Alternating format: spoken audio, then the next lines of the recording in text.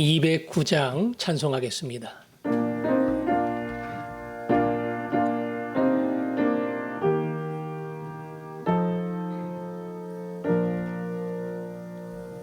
이 세상 풍포심하고 또 환난 질고 많으나 나 편히 쉬게 될 곳은 주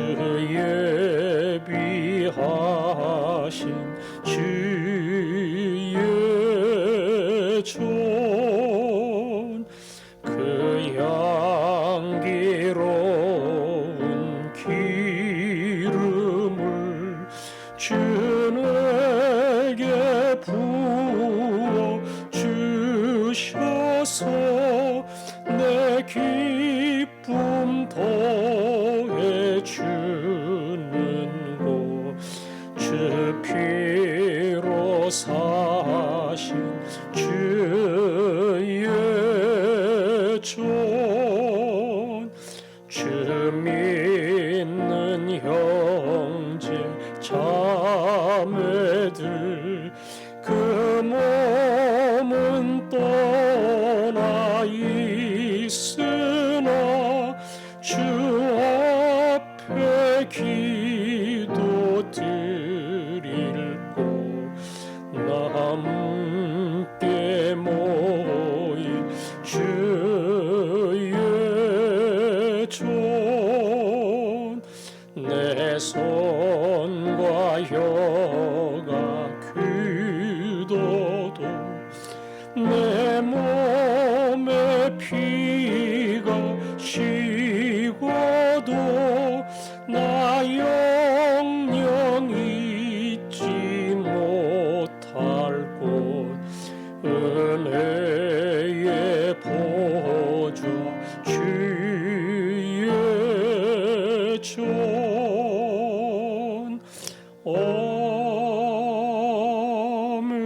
아멘.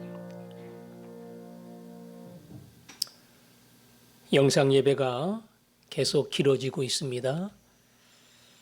만날 수 없는 환경 가운데 있지만 오늘의 찬송처럼 비록 몸은 떠나 있지만 우리의 마음은 서로를 향해 간절해지고 그리고 기도하는 그러한 뜨거운 가슴으로 남아있을 수 있도록 특별히 모임의 이 자리를 더 많이 사모하고 기회가 있을 때에 놓치지 않고 하나님을 예배할 수 있는 우리가 될 수 있도록 다음에 문을 열어주실 때는 아마 우리 성도들 중에 많은 분들이 접종 완료자가 되어 있을 겁니다. 그때 문을 열어주실 때에 우리가 더 큰 감사와 감격을 가지고 주 앞에 나올 수 있도록 내일의 영상 예배의 주여 은혜를 주옵소서. 기도하겠습니다. 아버지 하나님, 우리의 예배의 복을 주시기를 원합니다. 영상으로 하나님 앞에 나아가지만 우리 하나님 찾아가시면 그 자리가 진정 하나님을 만나는 영광의 자리가 되는 줄 압니다.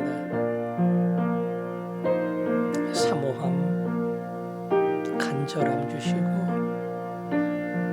마음과 힘을 다해 예배하게 하시고 찬양하게 하시고 기도하게 하시며 말씀 앞에 귀를 열고 마음을 열게 하여 주시기를 원합니다.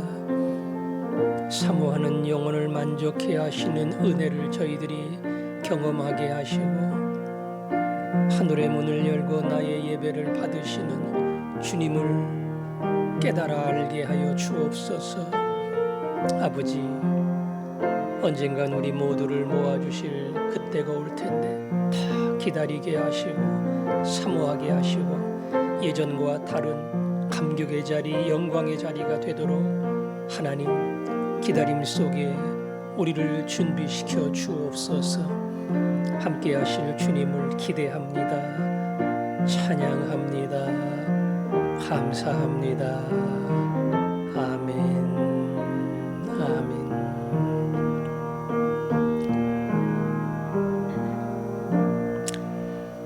아버지 하나님, 우리가 내일도 아버지 앞에 나아가 예배합니다. 모두가 영상으로밖에 예배할 수 없는 환경 속에 있지만 그러기에 더 마음을 다하고 힘을 다하여 주 앞에 우리의 몸과 마음을 모으게 하시고 하늘의 문을 열고 받아주시는 하나님의 거룩한 임재를 체험할 수 있게 하여 주옵소서. 만날 수 없지만 하나님을 사모하며 서로를 소중히 여기게 하시고 언젠가는 우리를 불러주시는 그날 감격의 예배를 드리는 저희들이 되게 해 주옵소서. 예수님 이름으로 기도합니다. 아멘.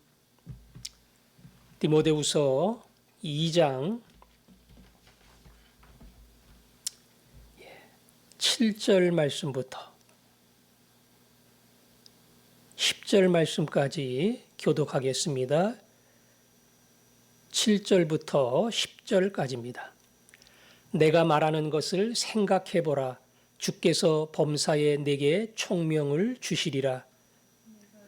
복음대로 다윗의 씨로 죽은 자 가운데서 다시 살아나신 예수 그리스도를 기억하라. 복음으로 말미암아 내가 죄인과 같이 매이는 데까지 고난을 받았으나 하나님의 말씀은 매이지 아니하니라.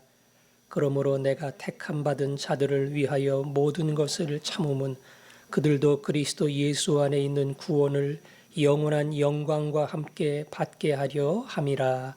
아멘. 7절 말씀에 내가 말하는 것을 생각해보라 그랬죠. 말하는 것은 이미 앞에 해당되는 내용이겠죠. 디모데후서 시작부터 지금까지의 말씀이기도 하고 특별히 그 앞에 병사로, 그 다음에 운동하는 선수로, 씨를 뿌리는 농부로 우리는 주인을 기쁘게 하는 자다. 그렇게 내가 너희들에게 했던 말, 그것을 너희들이 생각해야 된다. 특별히 디모데를 향해서 내가 비유로 알려준 이 말을 너는 마음속 깊이 담아야 된다. 병사가 되라. 그리고 법을 지키는 선수가 되라. 마지막 뿌린 대로 거둔다고 하는 원칙을 잊지 마라. 그러면서 하는 이야기가 주께서 범사에 내게 총명을 주시리라 그랬죠. 아마 이 말은 아무리 위대한 진리를 가르쳐도 그냥 머리로 이해하는 것으로 끝나는 사람은 고개를 끄덕끄덕 하는 것으로 마칠 겁니다. 그러나 그게 마음에 와닿고 감동이 되고 결단이 일어나고 내가 정말 주님을 기쁘게 해드리는 그러한 좋은 병사로 서야겠다. 운동을 하되 결과에 매달리지 아니하고 말씀의 법칙대로 내가 끝까지 달려가야겠다. 미루지 않고 농부가 씨를 뿌리듯이 내가 부지런히 씨를 뿌려서 그 열매를 거두는 자가 되어야겠다. 이게 마음속에 와닿고 그의 마음을 움직이는 것, 이것은 사실 많이 듣는다고 연구한다고만 되는 게 아닙니다. 오늘 성경 말씀처럼 주께서, 성령께서 설교 말씀을 들을 때에, 성경을 읽을 때에 그것을 깨달을 수 있는 지혜를 주실 때에 언젠가는 아무것도 아닌 것 같고 뭐 별 이야기도 아니고 늘 듣던 이야기지만 그날 그 시간은 그 말씀이 살아있는 음성처럼 내 마음에 다가올 때에 말 그대로 주께서 내 영의 문을 여시고 총명을 주시는 거죠. 바울이 말합니다. 이 아름다운 믿음의 길에 대하여 주께서 내게 총명을 주어 깨닫게 하시고 능히 그 길을 가게 하시기를 원한다. 그리고는 8절에 말합니다. 자기가 전한 복음에 대해 설명하기를 내가 전한 복음대로 다윗의 씨로 죽은 자 가운데서 다시 살아나신 예수 그리스도를 기억하라. 이 복음의 핵심이죠. 너무나 당연한 겁니다. 다윗의 씨다 이 말은 밑도 끝도 없이 오신 분이 아니고 하나님이 약속하신 창세기의 말씀 그대로 여자의 후손이 사단의 머리를 깨트리는 그 구원의 메시아가 이 땅에 오실 텐데 그분이 구원의 메시아라고 하는 증거 중에 하나는 뭐냐? 다윗의 왕가를 이어가는 영원한 왕이 되시는 것이다. 따라서 그는 반드시 다윗의 후손 가운데 태어난다. 그 얘기를 하는 겁니다. 우리가 전하는 복음의 핵심이 뭐냐? 예수님이야. 예수님이 누구냐? 하나님이 약속하신 다윗의 후손으로 이 땅에 오실 영원한 왕, 영원한 구주, 그분이 예수 그리스도시다. 그거를 뭐로 증거했느냐? 오늘 말씀 그대로 죽은 자 가운데서 다시 살아나신 예수. 다 죽음으로 끝나지만 예수님은 죽음의 문을 지나 무덤을 열고 나오심으로 말미암아 유일하게 죽음을 정복하신 분으로 일어나셨지요. 그분이 바로 구원자라고 하는 증거입니다. 우리 복음의 핵심은 간단하다. 성경은 굉장히 길고 많은 이야기가 있지만 한마디로 딱 잘라 얘기하면 하나님이 약속하신 구원의 주 예수 그리스도. 그분은 그 약속대로 우리 가운데 오셨고 그 약속을 이루기 위해 우리를 위해 죽으셨고 그리고 우리를 위해 다시 살아나셨다. 이게 내가 너에게 전한 복음의 내용이다. 앞으로 나와 함께 이 복음을 위하여 그리고 예배소 교회를 목회하면서 내가 좋은 병사가 되고 그리고 원칙대로 경주하는 선수가 되고 땀 흘리는 농부가 되고 그 길을 갈 때에 우리가 가장 소중히 여기는 것은 복음, 예수, 생명. 이거 잃어버리면 안 된다. 이걸 항상 기억하고 그 핵심 위에 서라. 이것이 바울의 이야기입니다. 그리고 9절에 말합니다. 복음으로 말미암아 내가 죄인과 같이 매이는 데까지 고난을 받았으나 하나님의 말씀은 매이지 아니하니라. 이 바울이 터득한 놀라운 진리죠. 1차 투옥이 되고 이번에 2차 투옥이 됐습니다. 그는 1차 투옥 때도 빌립보 성도들에게 편지를 쓰면서 내가 여기 갇혔으니까 더 이상 전도할 수 없고 수많은 도시를 다니면서 교회를 세울 수도 없지만 그래서 하나님의 일을 할 수 없다고 하는 어찌 보면 그 한계 속에 갇혀 있지만 가만히 보니까 하나님은 일하시더라. 내가 갇혀 있다는 이 사실 때문에 내 주변에 있는 많은 사람이 나를 대신해 복음 전도자가 되고 그래서 더 많은 복음의 역사들이 일어난다. 나는 매여 있지만 하나님은 매여 있지 않다. 심지어 나는 여기 매여 있는 것처럼 보여도 평상시에 전도하지 못했던 호위병인 로마의 군인들에게도 복음을 전할 수 있었어. 하나님은 그러한 방법으로 나를 통해 또 다른 필요한 사람을 만나게 하시고 전도할 문을 열어주신다. 2차 투옥 때도 똑같은 말을 하죠. 나는 매여서 고난을 받지만 하나님은 매이지 않는다. 이게 얼마나 중요한 깨달음인지 모릅니다. 내가 안 되면 하나님도 안 되는 것처럼, 내가 아프면 하나님도 아픈 것처럼, 내가 다 꼬이면 하나님도 꼬이는 것처럼 우리는 그렇게 생각하기가 쉬워요. 하나님은 오히려 내가 뭔가가 안 되고 힘들고 심지어는 낙심과 때로는 절망 가운데 놓여 있을 때도 하나님은 일하십니다. 때로는 더 강력하게 일하십니다. 내가 자유롭게 모든 것을 할 수 있는 그런 상황에서도 일을 하시지만 그런 상황이 아니라 모든 게 닫혀 있고 막혀 있고 아무것도 할 수 없다고 생각되는 그 상황에서 하나님은 놀랍게 일하시는 것을 보게 됩니다. 그래서 그런 자리에 처했을 때에 오늘 이 다윗의 고백을 기억할 필요가 있습니다. 특별히 그 자리는 우리가 할 게 별로 없어요. 할 수 있는 능력도 없고 재주도 없고 방법도 없고 아무것도 없어요. 그러면 뭐 하게 됩니까? 하나님, 여기서 제가 할 수 있는 것은 하나님을 바라보고 기다리는 겁니다. 앞으로 되어지는 모든 것은 100% 하나님이 하시는 겁니다. 저로 그 믿음을 배우게 하옵소서. 그리고 하나님을 바라보고 그분을 의뢰할 때에 내가 할 수 없다는 상황 속에서 하나님은 놀라운 일을 하신다고 하는 것, 그것을 발견하게 될 겁니다. 그래서 아마 하나님은 바울도 이런 마지막 자리까지, 일할 수 없는 자리까지, 순교의 자리까지 데리고 가셨을 겁니다.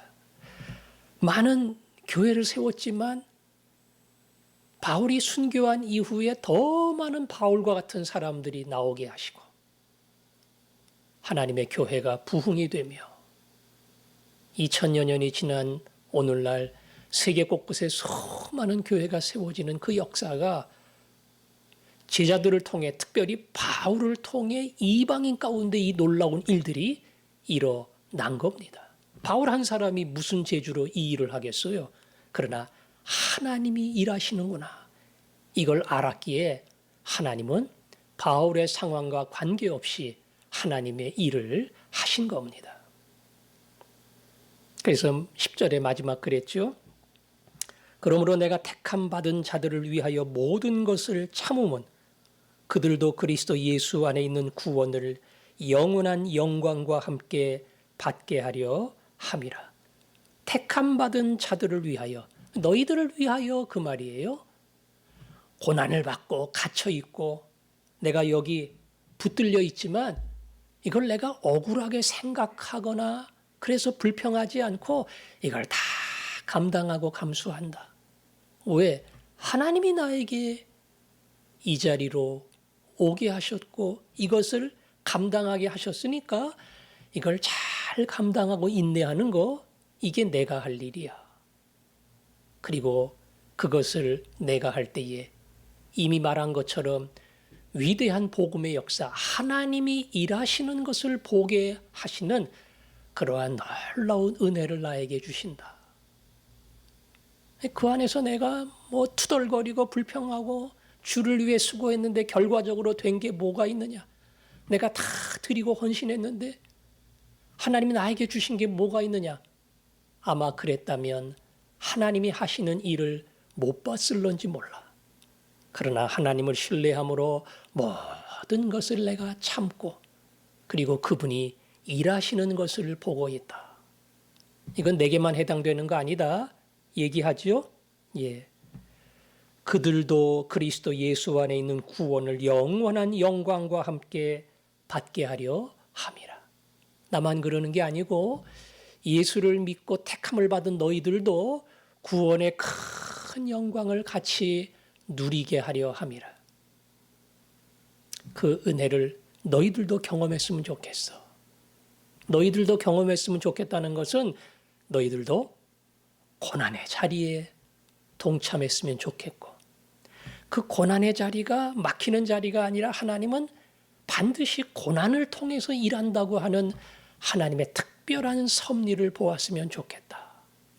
그래서 내가 감옥에서 누리는 이 기쁨, 인내 속에 발견하는 이 영광을 너희도 함께 누리기를 소원한다. 이게 본문 안에 담겨 있는 바울의 메시지입니다.